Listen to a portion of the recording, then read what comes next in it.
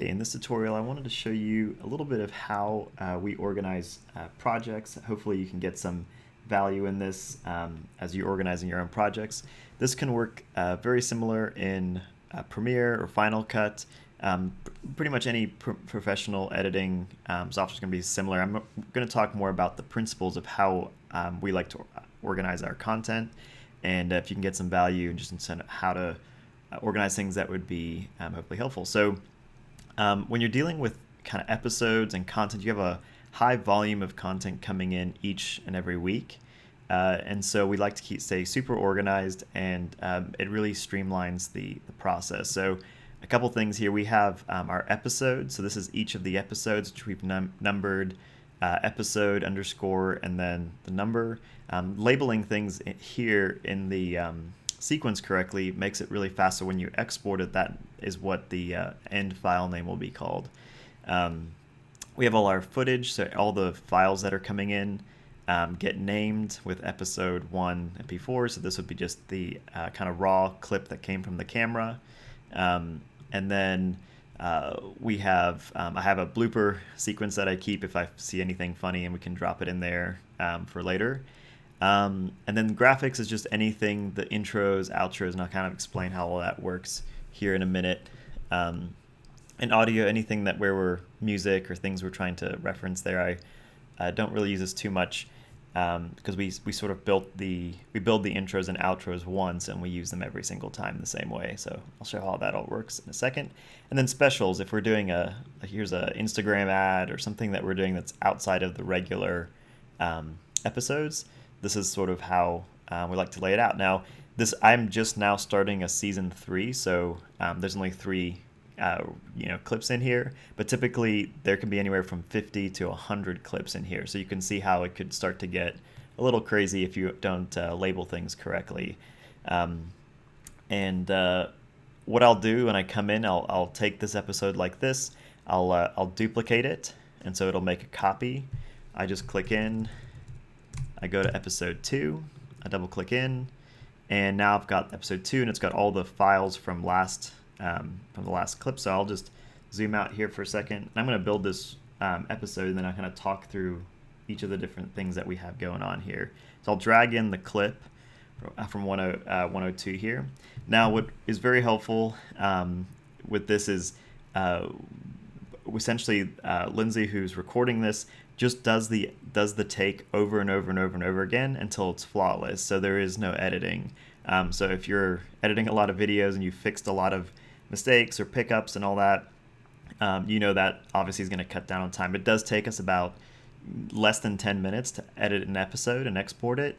So it's a little bit extra time on the recording, but at the end of the end product is even better because there's less jump cuts and it's a little more natural looking. And as far as the editing goes, it's extremely fast. So I use these kind of waveforms here that you can see to see how it goes. And I kind of want to talk through a couple of the elements that we have going on here. It's very helpful. So there's an intro where she's kind of getting ready. She smiles and she pauses, and then she has her intro. So after doing this a lot, I know that this little gap right here is her just doing the little setup. So this will roll right as you start the video. This little intro is going to roll, and then we have a kind of the little musical intro that will happen. And then on this, when she starts here, this is where the episode actually starts, and I just kind of run it towards all the way to the end, and that's where the episode ends. And there's a little bit of an ending where she's like hitting stop button or whatever. And so if so all I need to do, if I'm trimming this, I just bring that right to the beginning. That's where we're going to start the episode. I'm going to cut this here and then use that later. But and I'll get into this probably in a different video. But what we do is as soon as she finishes her intro, she just holds a few different cool poses right here. So I can go in here and I'll see she's got this one.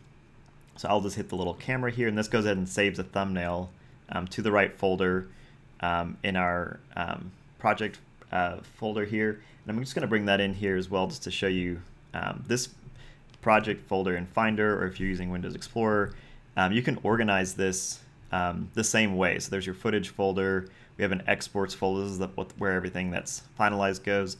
And we have a stills folder here. So as we get great little poses and stuff, we just hit the camera and hit OK, and it just puts them all into this little stills folder. And I'll come back to this and use this to create my thumbnail later. But as an editor, I'm just going to get all the pieces I need out of this as I go. So all I have to do is hit OK. And what she'll typically do is maybe 2 or 3 different poses, which is helpful. So she's smelling really big. This one, and then she stops. There was one I just did now where she did like 3 distinct poses. So I went and snapped 3 different pictures. And that just makes it really natural. You don't have to go and shoot a separate picture. It's a little moment where she is essentially paused, and there's nothing really to do at that point, and she has to have a gap anyway, so we may as well just put some little poses there. And she's already in the momentum of doing the intro, so it just makes a lot of sense to do right there. So we have a bunch of presets in here, and I'm not going to get into audio plugins and making the audio sound good on this video, but I just copy them from the previous video. You can see this has got a little green FX lit up, and this does not. So I'm going to right click on this, and I just hit paste attributes. And this will just go in and bring in all these little effects that I have, and sets the volume and everything the way it needs to be. So at this point, I don't need this anymore, and I can go ahead and just move my clip in. And I can normally do it a little bit faster, but obviously I'm talking through every little aspect of it, so it may take more than 10 minutes to get this version done. What we'll do next is I'll just kind of clip it and somewhere in there, and I'm just going to move this around. Now I have these little markers, as you'll see in our intro. So the intro is actually just sitting clear right there, and then right as we hit this first marker, it actually takes over, and then she'll start talking at that marker, and we get to the end. This is where the intro ends, and then it will fade to some sort of clip there. So I don't have to watch this to see how it's going to look. In fact, I normally never watch these before they go out, just because we have a good routine down. Like I said, we're on episode 102 right now, so practice makes perfect. But all I have to do is zoom in here, but I want to show you the power of these templates, because once you mark something like this, I can just look at it and see that this is where it's going to end. And I can see that she's starting to talk there. So I'm going to hit the I key, which will mark my end point. And so I know that when she stops talking, the intro is now going to start. And you can see if I just scrub through it, it'll cut beautifully to the intro. And then all I do is do the exact same thing, but kind of in reverse for the getting out of the intro back to the clip. And this format's very widely used. If you follow Sean Cannell or any of the kind of well-known YouTubers, you've seen they kind of do a quick intro to get to pique your interest, and then they'd have a little stinger, like a little musical something that happens with graphics, and then it kind of cuts into the meat of the presentation. So if you see here now, she's there, and then beautifully transitions in there. And so I always mark this is where the fade is finished, and this is where I want her to start speaking. So again, I'm not going to go play through it. I don't need to. I can just look at what's going on here, and that's not supposed to be there. So then I just scrub to the end, and we have a little outro sequence. Same exact thing. I zoom in, and I'm trimming off these little end bits, because you can see like there's just some little noise and stuff. I'll take all the sound out to about there. And I just know that this is where she's going to finish talking, and that's where that first little marker needs to be. So there, I'm done. So she talks, and then it goes into the outro. And I scroll to the very end, and I set, what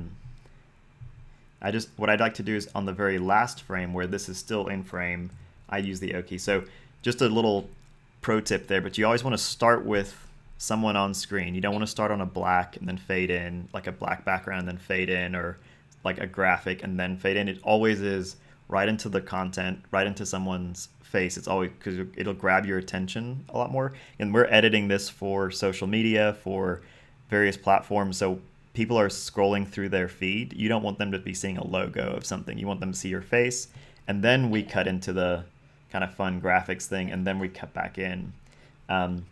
One thing I'll just mention, I didn't do any color grading or anything, and that's because we have this color grading setting in here, which I won't get into how to do color grading in this video, but we essentially have our presets all set on this adjustment layer. So you can see that that's actually how it looked when it was filmed. And then I didn't even talk about it, but it just gets placed on everything that's below it. So the graphics and the video stuff up here obviously doesn't have it, but all the actual video that came out of the camera. Now, we keep everything as consistent as possible so that from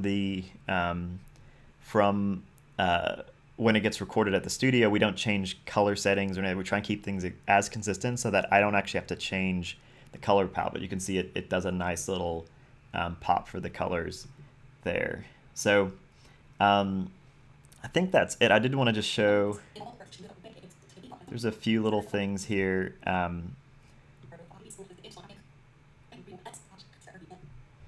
That we have. If I click into the intro, you'll see we actually have these, it actually comes up and says, oh, I actually have it muted by accident. There we go. So we have, it comes up and says Lindsay, and then it has a little subscribe animation. So we have that as part of the intro. And if I jump back to this episode 2 here, 102, you'll see it just overlays it. So she's being seen, but this is just a clear background with that kind of popping up, and then that shows up right there. So this template works great, and then it will just sort of like fade off at the end, and the same exact thing happens at the ending. She has a little, like right when she's wrapping up. That's why these kind of extend, they kind of start here, but you don't see anything, and then it has this little animation, and then it will actually transition into the outro at that point. So hopefully that's helpful. If you're doing, obviously this isn't sort of going through the basics of Premiere, so sort of how to set this up for high volume. But that's how fast it is to do it. And just for the sake of practice here, I'm going to just do it one more time, sort of at the normal speed that I would do it. I would jump in here. I'm pulling in my clip, so there's 103.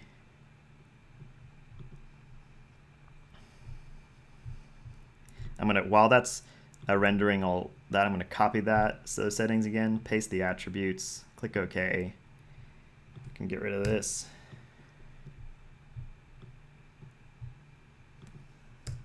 And just bump this over to the far right or left. And I'm gonna cut this. I'm gonna find out where that endpoint is. I like to put my marker head right there, playhead, and then just move this, shift it kind of to the right, where she stops speaking. And then this is where she starts speaking. So, and I like to come in right on that first syllable right there and mark this, back it up a little bit. Now I haven't grabbed my thumbnail yet, so at this point I'll just turn the graphics layer off, kind of scroll here. I'll just see where she's, so we'll do that one for now, snap it. Okay, and then what I do like to do is just clean this up so that we don't get her breathing or anything like that. And you can hold down Option on a Mac, and it will just grab the bottom layer of the audio and kind of trim that so the video still will transition nicely under there, but no. I'll turn the graphics back on. So the whole intro sequence is done. I didn't have to play any of that. Go to the outro.